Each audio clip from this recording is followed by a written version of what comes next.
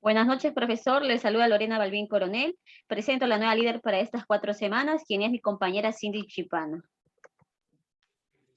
Buenas noches, profesor. Buenas noches, compañeros. El que le habla es Cindy Maribel Chipana Yactayo. En este caso, en esta semana vamos a hablar sobre la aplicación de las ciencias relevantes. Voy a ser la líder en estas 4 semanas. Los integrantes son Aguilar Bustamante Nelly, Balbín Coronel Lorena, Camacho Mendoza Cristian, Ramos Barrial Dieter y yo, Cindy Chipana Yactayo. Siguiente. Los temas a tratar son aplicaciones de las ciencias, física, química, matemática, entre otras. Teoría relevante para la solución de los problemas planteados del caso, supuestos de información para la resolución del caso. Enseguida le paso a mi compañero. Gracias.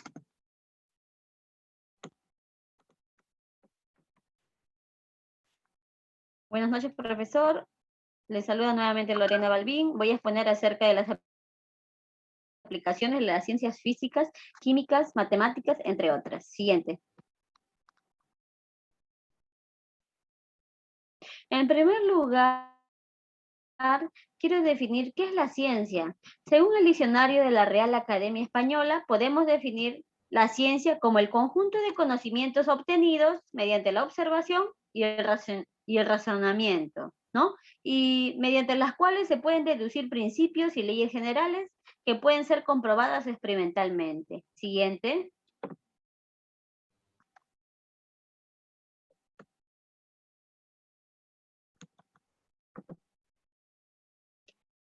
Continuando con la exposición, podemos aplicar las diferentes ciencias, como por ejemplo las matemáticas. Para nuestro caso, nos va a permitir determinar la cantidad de materia prima que se va a necesitar para atender la demanda o requerimiento de los 5 departamentos, ¿no? Que es Lima, Cusco, Piura, Iquitos y Puno. También se puede aplicar la ciencia física para poder determinar el nivel de iluminación que se tiene en nuestra área de trabajo, o para calcular la intensidad del sonido de nuestro ambiente de trabajo. También nos va a permitir determinar la resistencia del cartón que vamos a emplear, ¿no? También lo podemos utilizar para determinar la densidad de la tela no tejida de polipropileno. Por ejemplo, para el caso de la fabricación de nuestras mascarillas, vamos a utilizar la tela no tejida de 3 densidades diferentes. Finalmente, también se puede aplicar a nuestro caso, se puede emplear la ciencia química, como por ejemplo ahora estamos en tiempos de COVID, tenemos que desinfectar el área de trabajo, ¿no? Nuestra oficina, nuestros almacenes. También podemos aplicar la ciencia química para las combinaciones químicas que nos va a permitir fabricar nuestros guantes de látex. A continuación doy pase a mi compañero.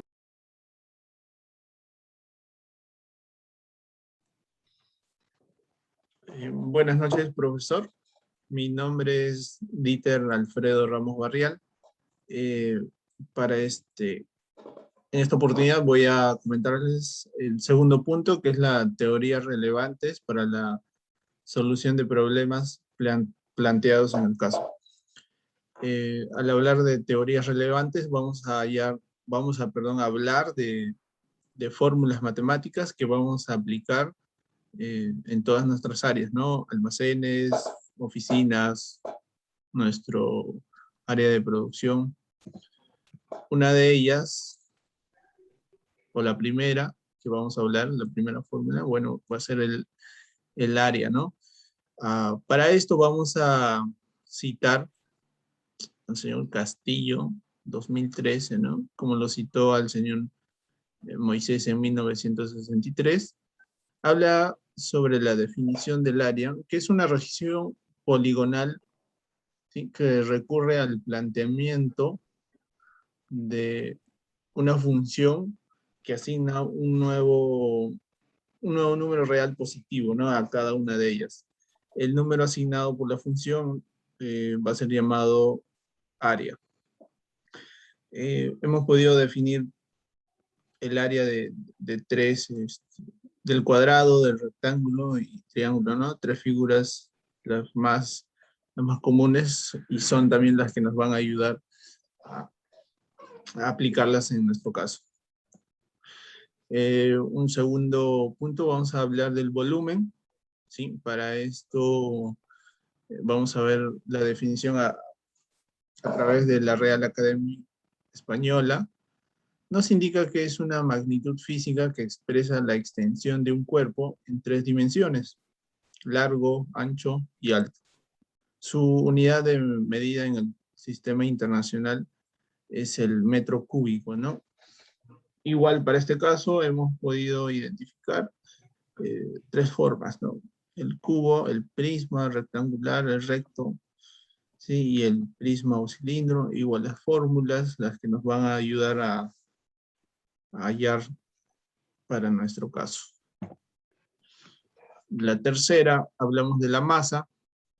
Para esto citamos a Anna Fleischner, que la masa es la cantidad de materia o sustancia que posee un cuerpo u objeto material. Esa cantidad de materia que posee un cuerpo está en relación directa con la capacidad de el mismo cuerpo que posee para resistir a un cambio en su estado de movimiento. Podemos concluir que la masa va a ser igual a fuerza sobre la aceleración, ¿no? Al hablar de masa, hablamos de gramos y sus derivados que podemos encontrar, que es una tonelada, va a ser igual a 1.000.000 de gramos, 1 kilogramo va a ser igual a 1.000 gramos, 1 miligramo, también 0.001 gramos, ¿no? También hablamos de la densidad, y en este caso vamos a citar, o tenemos 2 citas para definir la densidad. Una es la Real Academia Española. Nos indica que es una magnitud que expresa la relación entre la masa y el volumen de un cuerpo, y cuya unidad en el sistema internacional es el kilogramo por metro cúbico. La segunda cita, hablamos de Cáceres. Nos indica que generalmente la densidad es una propiedad que se comporta inversamente proporcional a la temperatura. Es decir, que ante un aumento de temperatura, la densidad de una sustancia va a disminuir. Como fórmula podemos hallar, ¿no?, la densidad denotada por la letra P va a ser igual a masa sobre el volumen. A continuación doy pase a mi compañera. Profesor, buenas noches, compañeros, buenas noches. Mi nombre es Nelly Aguilar Bustamante. Continuando con las teorías relevantes, hemos considerado lo que es la humedad. De acuerdo a la Academia Real Española, la humedad es la expresión porcentual de la cantidad de vapor de agua presente en el aire con respecto a la máxima posible para unas condiciones dadas de presión y temperatura. También la humedad actúa como agente regulador térmico, absorbiendo tanto la radiación solar como la radiación terrestre. La fórmula matemática para calcular esta humedad relativa es la siguiente, que es humedad relativa igual densidad de vapor real sobre densidad de vapor de saturación por el 100%. Siguiente. Bien, tenemos la resistencia.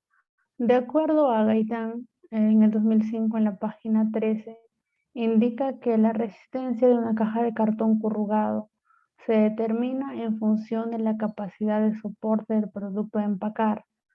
Por producto se entiende una unidad de producto tenga o no envase primario. También, para poder elegir qué papeles compondrán el embalaje, hay que tener en cuenta, por una parte, el ST del cartón y por otra parte su rigidez a la flexión. El ST se refiere a las siglas en inglés por Edwards Crush Test, lo cual hace referencia a una prueba de resistencia a la compresión del canto de una muestra de cartón corrugado. La fórmula matemática para para calcular la resistencia requerida es ST igual C, que es la compresión, sobre 5.874 raíz cuadrada de G por P, donde el ST es la resistencia en kilómetros sobre centímetros, en kilogramos sobre centímetros. La C es la resistencia a la compresión que debe tener la caja en kilogramos. La G es el grosor del cartón en centímetros.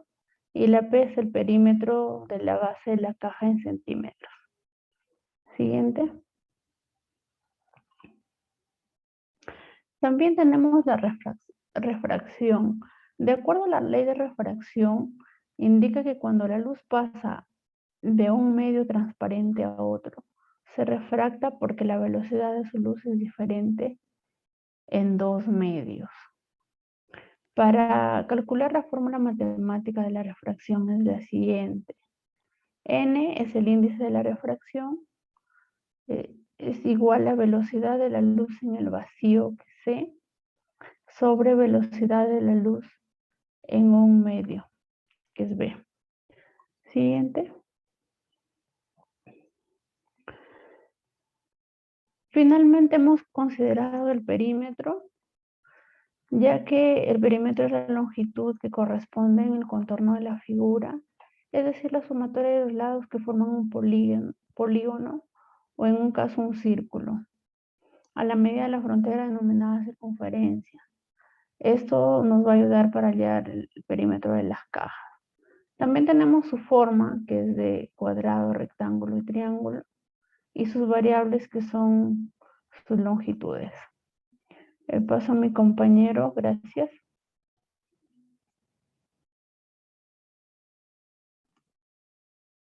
Siguiendo con la exposición, yo le voy a hablar sobre supuestos de información para la resolución del caso. Indumil es una empresa que ha decidido en la construcción de una nueva planta de producción que permita la fabricación de los siguientes EPIs, que son mascarillas, protectores faciales, mamelucos descartables, mandiles, cubrecabellos, cubrezapatos, guantes, lentes de seguridad. En los lugares que son Lima, Cusco, Piura, Iquitos y Puno. Siguiente, por favor.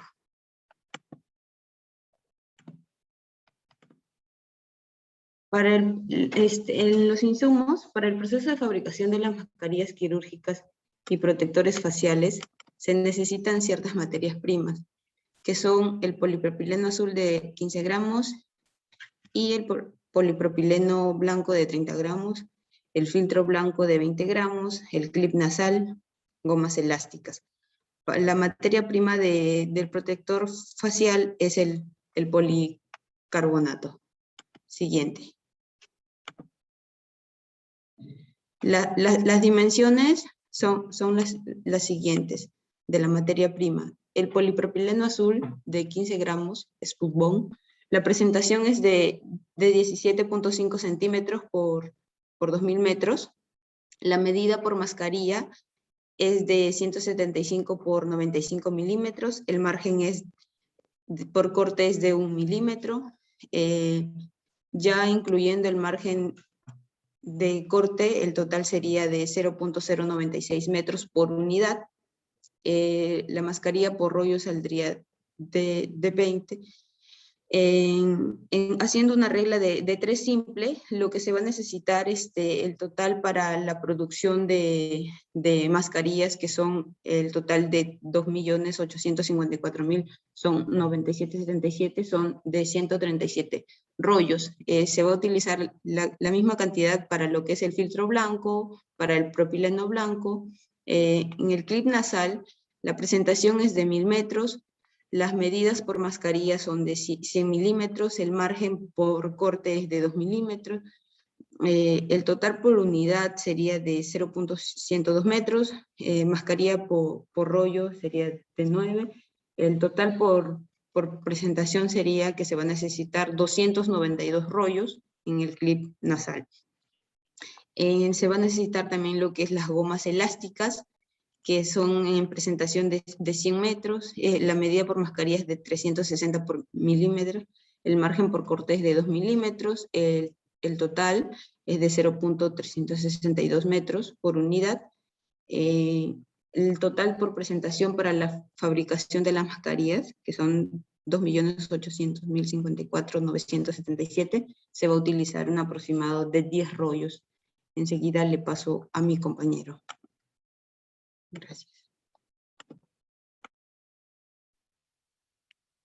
Buenas noches, profesor. Mi nombre es Cristian Camacho y siguiendo con el tema de teorías relevantes, vamos a ver lo que es resistencia de cajas en embalaje, ¿no? En este caso tenemos como referencia la fórmula de resistencia que ya completó mi compañera. Vamos a tomar como referencia un cartón de 5 milímetros de espesor, que es el que vamos a tomar para los embalajes de los TPPs, que es de canal simple. Y tomando como ejemplo de esas medidas, se da que el siguiente caso, ¿no? Suponiendo que el peso de la caja es de 8 kilogramos, en un total de 25 cajas, cada caja contiene 30 unidades, se aplica la siguiente fórmula pues, de compresión para medir la resistencia y aplicando los valores, teniendo en cuenta el perímetro, en este caso que sería de 200 centímetros de la caja, y el espesor de cartón de 5 milímetros, como se dijo antes. La resistencia de la caja es de 0.14 kilogramos por centímetro cuadrado. Este es el total de resistencia que va a tener con el peso, en este caso de 8 kilogramos. Siguiente diapositiva. Bueno, otro tema de teoría sería el tema de despacho, que en este caso tenemos como referencia el sistema o el diagrama de operaciones de los mamelucos. En un supuesto de tiempo de 3 minutos por mameluco fabricado, teniendo ese tiempo, ese límite de tiempo, se hace el cálculo multiplicando por las 8 horas diarias que en este caso el trabajador laborando, multiplicando también por el día y por las horas, sale 160 mamelucos en una jornada laboral de 8 horas, ¿no? Multiplicado eso por semanas, por la semana, en este caso 6 días trabajados, serían un total de 960 fabricados, que sería el total de mamelucos que se produce en una semana en el caso de un trabajador.